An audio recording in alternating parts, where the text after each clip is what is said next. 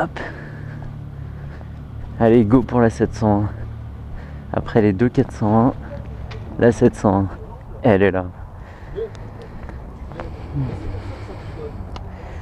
Donc bien, hein, une moto pleine de détails, des petites touches de couleur comme ça qui rappellent ce qu'on a en fin de réservoir. C'est dommage qu'on n'ait pas, comme sur la 401, un carénage qui remonte comme ça sous la selle, qui fasse un peu allure prototype, même si c'est déjà pas mal, hein. Donc voilà, shifter up and down, un petit support de plaque déportée, avec un bras joué assez sympa, et puis le bras oscillant moulé comme ça, vraiment, vraiment bien, plein de détails. La cartouche d'origine qui est assez grosse, mais elle a un aspect géométrique, donc c'est pas gênant, et puis elle est noire, donc elle se remarque un petit peu moins. Le petit détail que j'aime, enfin qui est bof, mais bon après c'est le défaut. Le cadre bien, le réservoir bien, mais entre les deux pas de protection, donc des choses sûrement très dures à nettoyer au bout d'un moment. C'est dommage que ce soit exposé comme ça, mais bon après tout il n'y a pas de solution idéale quoi. Donc voilà, petit carter sur l'échappement, il y a un disque à l'avant qui est énorme. Énorme, il y en a un seul et je pense que c'est suffisant, comme sur la 401. Freinage radial, fourche inversée. Et un petit contacteur directement dans le T, et ça c'est pas mal.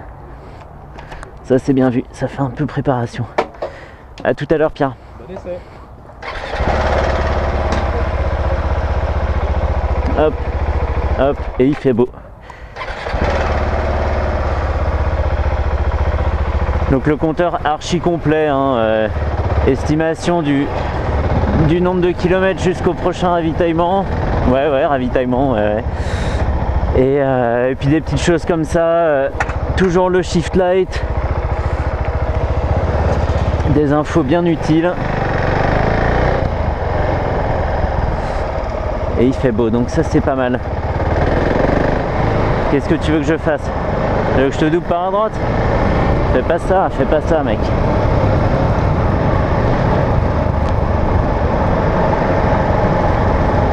Donc je pense pas faire trop de coupes dans cette vidéo. Pas trop de montage non plus. Comme ça elle sera en ligne un peu plus vite. Et puis il n'y en aura pas forcément besoin, je vais essayer de tout filmer d'un coup. C'est bien, les commandes tombent super bien sous la main. Le guidon est assez large, hein. Les poignets sont pas... les poignets, pardon, pas les poignets. Sont pas trop resserrés, donc on n'est pas fatigué. Ah, le shifter est super doux à la montée. Allez, on va essayer de pas trop en demander aux pneus comme ils sont tout neufs. La moto à 38 km. C'est l'inconvénient d'essayer des motos qui sont très récentes. Bah, c'est qu'elles sont très récentes quoi. Et des fois un peu trop. J'aurais bien aimé qu'elle ait 200 ou 300 bornes, histoire d'être un peu plus serein sur les pneus et les freins. Même si les freins...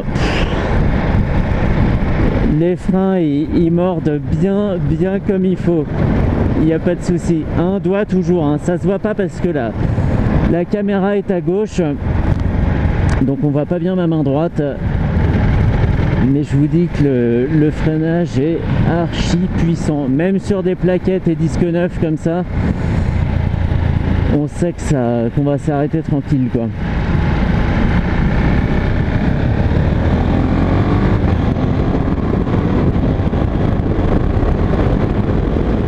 C'est bien. Ah si, il y a une petite pêche là. Il y a un petit coup qui vient à 6000. Même un petit peu avant en fait. Il doit venir à 5500, quelque chose comme ça. Enfin, regardez la fiche. Mais on sent que ça commence à tirer un peu comme si la moto s'allongeait. C'est une vue de l'esprit, hein. Ça s'allonge pas vraiment. Mais voilà, on sent qu'on s'accroche un petit peu plus et ça c'est bien. C'est ce qui fait aussi la personnalité d'une moto.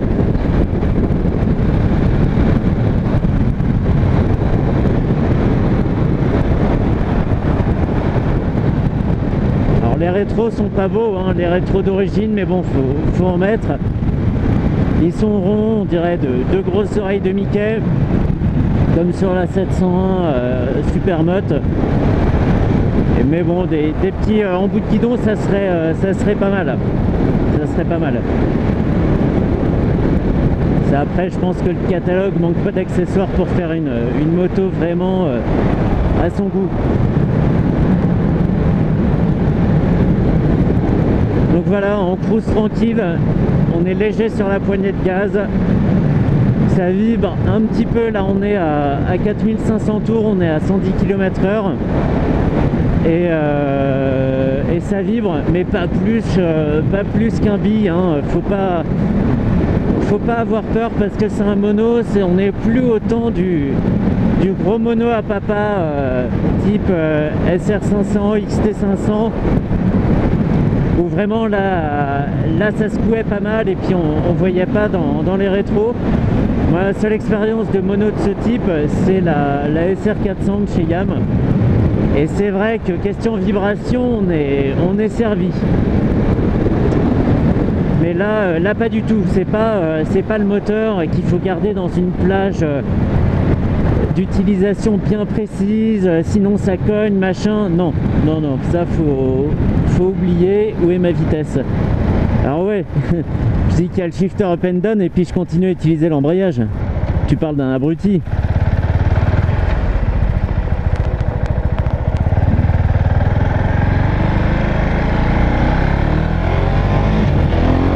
Ouais, hop, c'est bien. C'est très bien même, c'est très bien. Je pense que l'avant là sur la seconde, troisième, l'avant c'est vraiment bien délesté. Pas au point de partir en roue parce que j'avais encore de la réserve dans la poignée, mais j'ai senti l'avant s'alléger de façon conséquente. Et c'est ce que je disais tout à l'heure, hein. C'est 6000 tours, c'est le chiffre magique. Là on est en 5e à 90, on a de la pêche, hein. Il n'y a pas de souci, elle part. Parce que mine de rien c'est souple pour un mono. Et voilà, on peut cruiser tranquille, comme je disais tout à l'heure, sans se dire attends, là je suis en 4e, 5000 tours, je sors mes règles à calcul. Non, là c'est pas le cas. Il n'y a qu'à conduire ça comme un bi.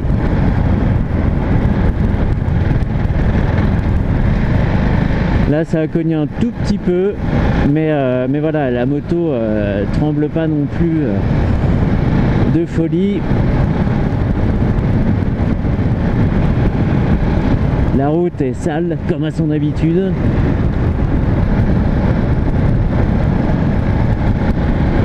Allez, 3e à 60.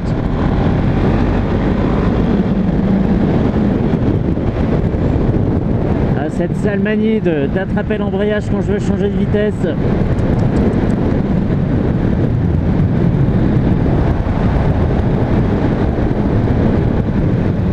Donc voilà, on est bien, on n'est pas très droit, même si on peut l'être, hein, mais c'est pas la position qui vient le plus naturellement. On est légèrement penché sur l'avant, on n'est pas cassé sur les poignets. Là, je sais pas si on voit, le guidon est quand même assez droit. On n'est pas voilà, tout serré sur le réservoir.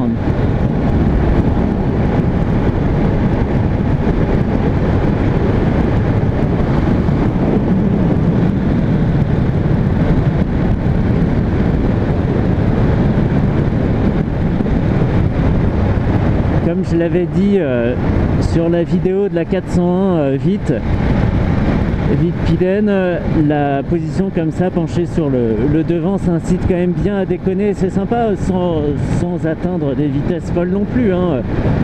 Là je parle d'enchaînement à 90, c'est bien, j'aime bien ce genre de position.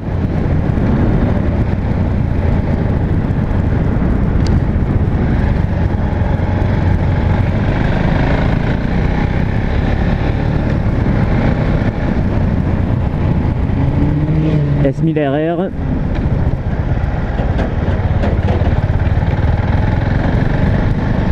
Lui, il aurait peut-être été content d'avoir un guidon comme ça.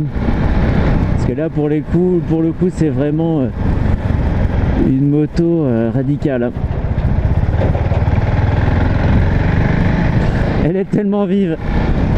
Elle est tellement vive. Je suis sûr qu'il y a moyen de se faire peur sur des changements comme ça de direction. Ah, tu m'en veux pas, je te double?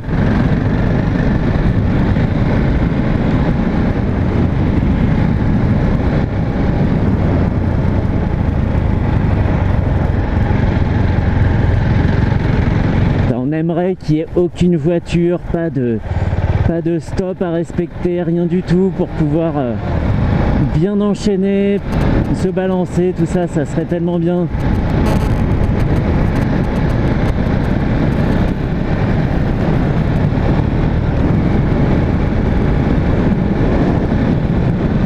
Allez, la petite route.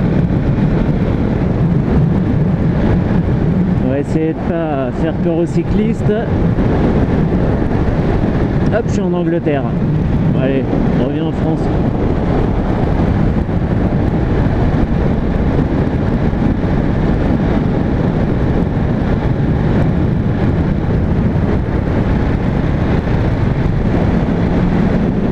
Tellement marrant. J'aimerais être avec 4 ou 5 potes et puis pouvoir enchaîner comme ça les virages. Ça doit être vraiment des bons délires. Hein. Mais je n'ai pas d'amis.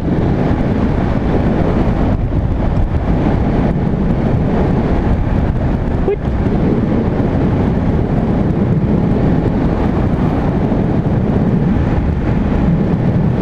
La selle est un peu ferme sur le devant, à confirmer, hein. C'est pas le truc que je remarque souvent, les selles fermes. Alors déjà parce que je conduis les motos pendant très peu de temps, mais voilà, j'ai pas particulièrement un cul pointu, donc c'est pas le genre de critère qui m'interpelle. Allez, les graviers, tout ce que j'aime. C'est vraiment crade cette route là. Alors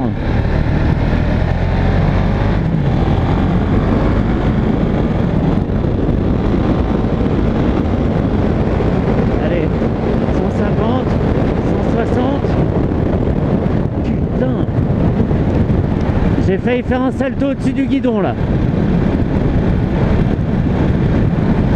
Alors le frein, bah, au début il se passe rien.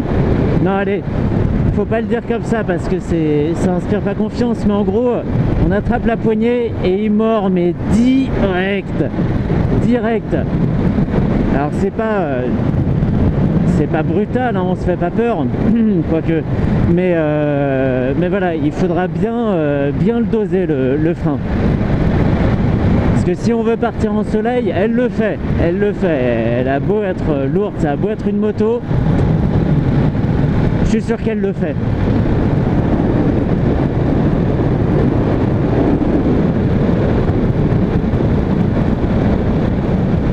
Amateur de freinage tardif.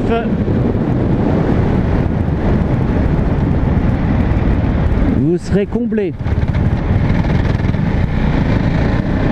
Voilà, en troisième à 50, sinon c'était quand même trop. Après, le seul truc du mono, c'est que ça a un bruit quand même très particulier. Ça fait... je sais pas comment on pourrait décrire le bruit du mono. Patapouf, non? Non? Ça c'est plutôt une Harley? Moi je sais pas trop. Mais ouais, un petit bruit particulier quoi. Mais à part ça, je vois pas vraiment d'inconvénient à conduire un mono plutôt qu'autre chose.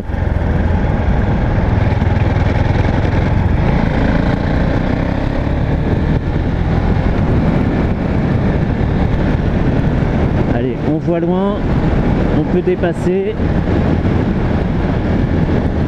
en sécurité toujours. Plaquage de vitesse. Hop là, et on descend les vitesses et on revient en 3. Ouais, j'ai regardé, j'ai triché, ouais.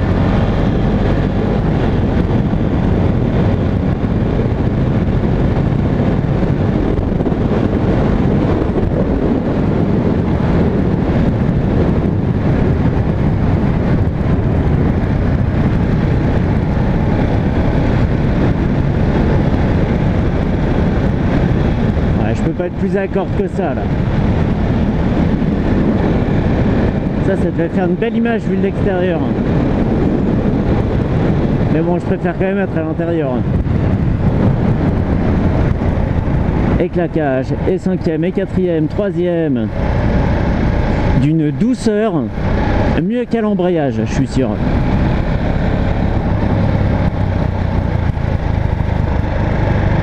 Allez, on n'effraie pas les chevaux. Hop.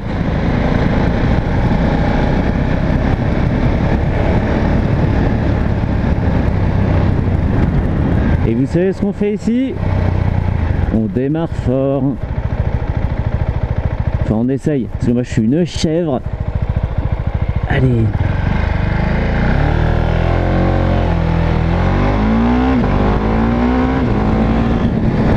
Je ferai que ça, hein. 110, je m'arrête. J'aimerais pas qu'il y ait des gendarmes à la jumelle en face. Allez, il est midi.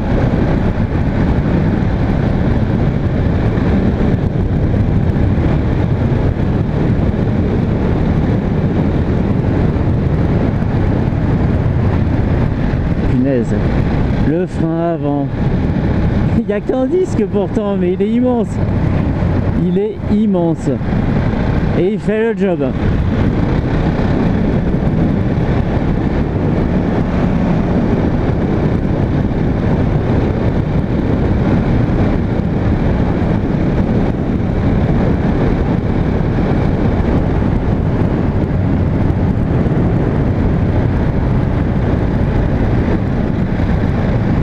En termes d'amortissement, ça va, c'est un peu ferme, mais après tout, c'est dans l'esprit de la machine, hein. On n'aimerait pas avoir des suspensions chewing-gum sur une machine à qui on demande quand même d'être un peu vive. Ça serait forcément désagréable. Donc il y a une petite contrepartie, mais ça va, hein. Je me suis pas tassé les vertèbres non plus, hein.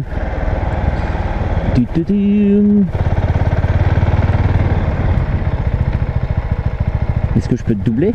Oui.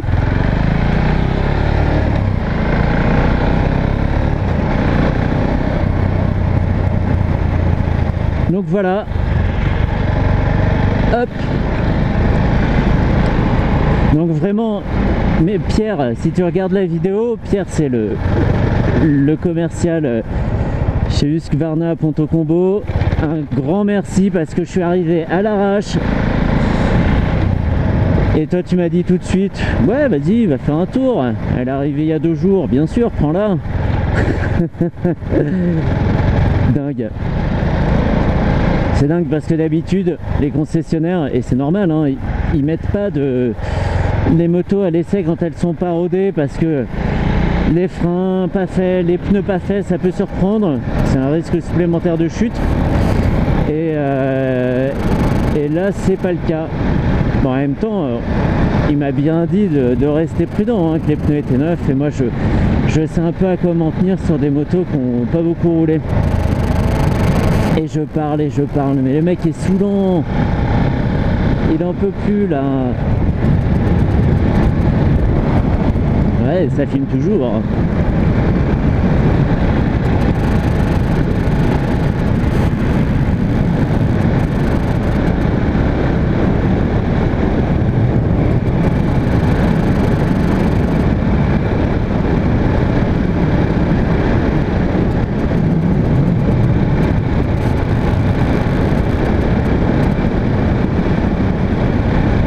Voilà, à part ce bruit pas très noble, je lui vois pas d'inconvénient à cette moto. J'ai vu, alors je sais plus sur qui, c'était peut-être sur la station, enfin motostation, où il disait qu'ils avaient un peu peur en cas de chute que le demi-guidon comme ça vienne tordre le support ou le tube de fourche carrément. J'en suis pas sûr, hein. Avoir le diamètre du demi-guidon, je pense que ça plie ou ça casse avant d'endommager quoi que ce soit d'autre. Mais elle est super bien finie. Je le dis encore, hein, parce que j'aime vraiment les motos quand tout est bien rangé. Mais alors là, il n'y a rien qui dépasse, quoi. Tout ce qu'on regarde, c'est pur. et ça fait super plaisir. Tout est bien rangé.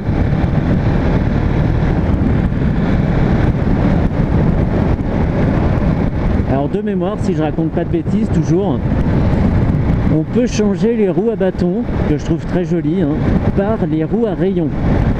Mais il faudrait se le faire confirmer. Et normalement, c'est possible. Déjà, il faudra regarder le diamètre. T'es con. Regarde le diamètre et tu sauras. Ah, c'est la mort, là. C'est la mort. On peut pas doubler.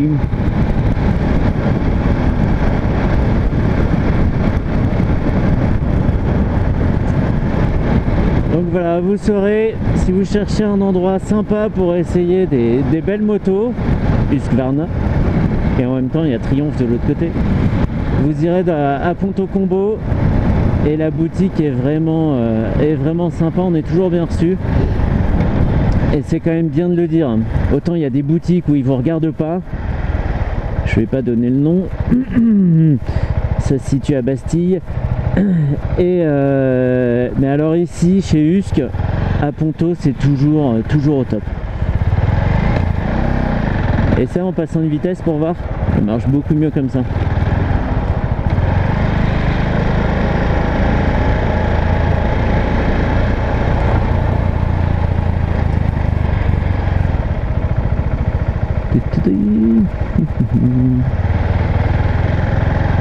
Une Diane 6 en très bon état.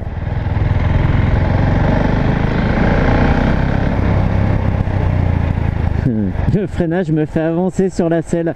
Enfin, ça me fait plutôt avancer dans mon pantalon parce que la selle, elle accroche tellement que je peux pas bouger d'un pouce.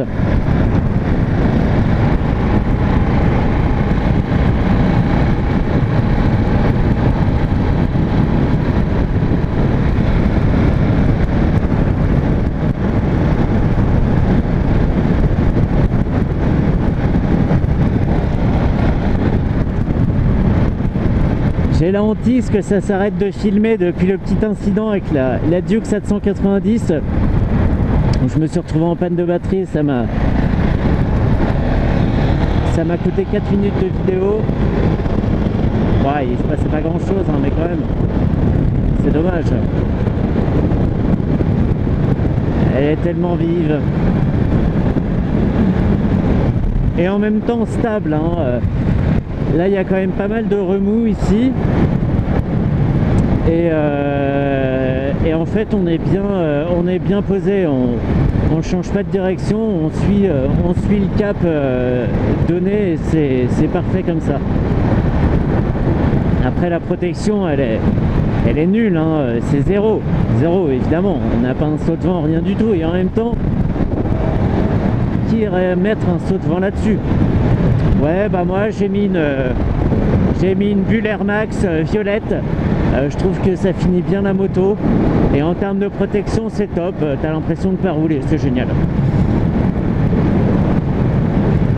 Désolé aux propriétaires de Bull Air Max violette, c'était pas fait exprès. Voilà, 5e à 100, on est à 4500 tours. Et franchement, je me verrais bien enquiller les bornes comme ça, il n'y a pas de souci. Mais alors, est-ce qu'elle a des défauts cette moto? Oui, elle a un défaut. Et en même temps, c'est qu'une question de goût, c'est son style. C'est son style, les avis sont très tranchés. Hein. Ce qu'on lit souvent, c'est elle est moche, elle est à chier, machin, c'est une horreur, truc. Bon, ouais, effectivement, ça fait réagir. Mais à part le design, franchement, je vois pas ce qu'on peut lui reprocher. Elle est dans la fourchette de ses concurrentes. Hein. Elle coûte, attention parce que les prix, c'est vraiment pas mon truc. Elle coûte 10 500 €. Bon, si c'est pas le cas, je corrige. Et je corrigerai dans la description. Donc voilà, non, elle est très bien placée. Elle est très bien placée. Après, il faudrait voir en duo et surtout la place qu'on a sur la selle passager. que je sais pas si vous avez vu, on a l'impression que c'est la carrosserie qui commence derrière la selle conducteur, mais non, en fait c'est le passager et elle est assez étroite pour ça. Vu que c'est aussi un élément de design, ça a ce défaut là. J'aurais tellement aimé qu'il n'y ait personne aujourd'hui là. Ouais, je dis pas que j'en aurais fait beaucoup plus, hein, mais je me serais pas traîné le cul derrière un mec comme ça. J'espère qu'il regardera pas la vidéo. Mais...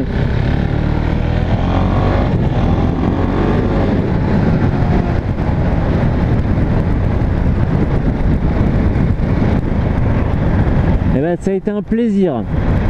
Après, alors j'ai pas regardé à quelle heure je suis parti. Je sais pas, ça fait quoi, 20 minutes là? Il y a combien de temps sur le compteur? Ça fait 20 minutes et franchement je souffre pas des poignets, c'est ni des bras, c'est top. Alors je dis pas par là que c'est la plus reposante des motos, hein. Si vous voulez vous reposer, vous achetez un Roadster, n'importe lequel, une Goldwing, je sais pas, vous faites ce que vous voulez, mais c'est pas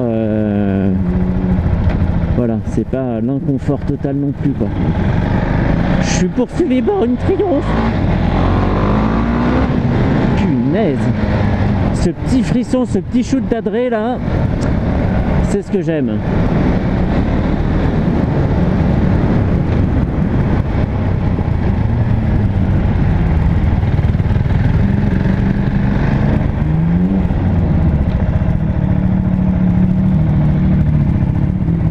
Bah, il met trop la pression.